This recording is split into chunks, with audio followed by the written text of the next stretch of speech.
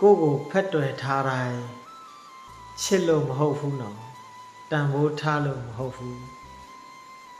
ကိုဖက်တွယ်ထားတိုင်းကိုချစ်လို့ထင်နေသေးတယ်ဆိုရင်ဒီဗီဒီယိုကိုစိုးအောင်ကြည့်သွားလိုက်ပါတခါတလေမှာ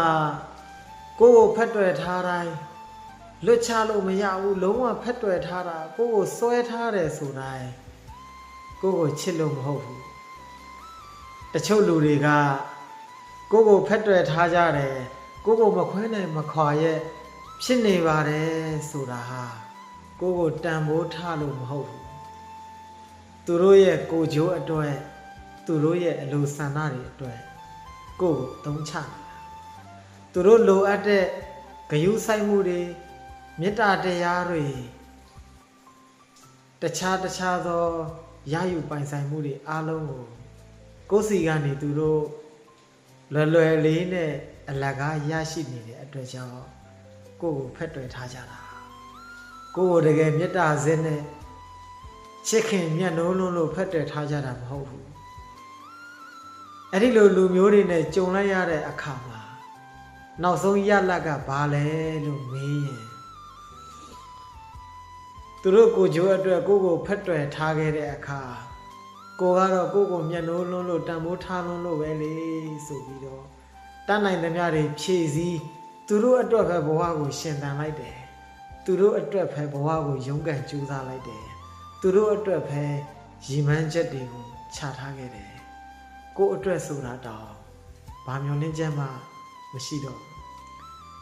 အဲ့ဒါနဲ့ပဲအဲ့ဒီလိုလူမျိုးတွေကြောင့်ကိုရဲ့အနာဂတ်ဟာပျောက်ဆုံးသွားရတတ်တယ်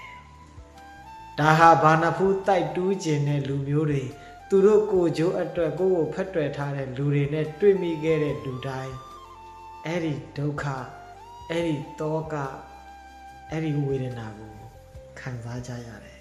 အခုကြည့်နေတဲ့ဓမ္မမိတ်ဆွေတို့ရောခံစားမှုကြရလားခံစားမှုကြတဲ့လူတွေများမယ်လို့ထင်ပါတယ်ဘာကြောင့်လဲလို့ဆိုရင်အခုနောက်ပိုင်းခေတ်ကလိုချင်မှုတဏှာလောဘအသုံးချခြင်းနဲ့တဏှာလောဘတွေအတွက်ကိုခေါင်းစဉ်ပြောင်းပြီးတော့ချစ်ချင်းမေတ္တာပါလို့အတုအယောင်ဖန်တီးကြတဲ့လူတွေများလို့ပဲလေဒါတောင်မှကိုယ့်ဘက်ကတွေးလိုက်သေးတာနော်အတ္တမံပိပေမံဟောတိတဲ့မပေါင်းဖက်ရလဲချစ်ပါတယ်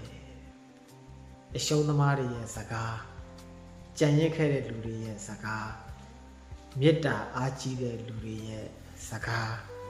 ဝတ်ကြွေးကြီးတဲ့လူတွေရဲ့စကားလုံးပေါ့မပေါင်းဖက်ရလဲချစ်ပါတယ်ဘလောက်များဝတ်ကြွေးကြီးထားလိုက်တယ်နော်ကိုတောင်မပိုင်တဲ့လောကကြီးထဲမှာလေ